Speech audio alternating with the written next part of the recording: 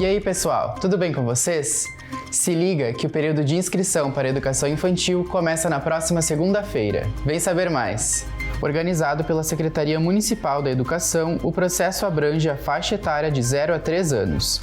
A inscrição deve ser realizada pelo Portal do Cidadão, serviço disponível 24 horas por dia, incluindo o final de semana, ou pelo telefone da Central de Matrículas. Você acessa o portal por meio do QR Code disponível na tela, mas lembrando que as inscrições abrem apenas na segunda-feira, dia 14 de outubro.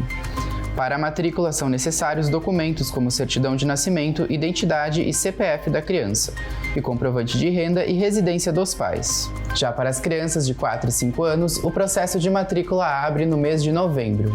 E se você deixou para ir no mercado no feriado, não precisa se preocupar. Os estabelecimentos seguem abertos no dia de Nossa Senhora Aparecida. O Sindicato do Comércio Varejista de Gêneros Alimentícios de Caxias informou que os estabelecimentos do comércio de alimentos têm permissão para abrir normalmente no município.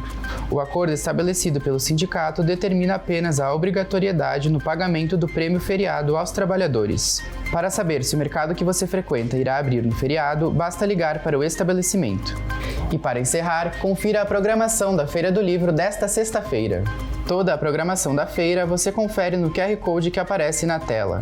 De manhã tem a premiação do concurso de desenho para o calendário ecológico do SAMAI, no palco principal da feira.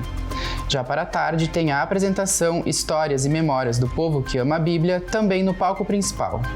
E à noite, o destaque vai para o bate-papo com o Instituto de Leitura Quindim, que apresenta o tema O Traço, a Arte e o Pensamento de Artistas Visuais de Caxias do Sul. Esta última atração será na Galeria de Arte Gerboheim, ao lado da Praça Dante, onde ocorre a feira. Por hoje é só, pessoal!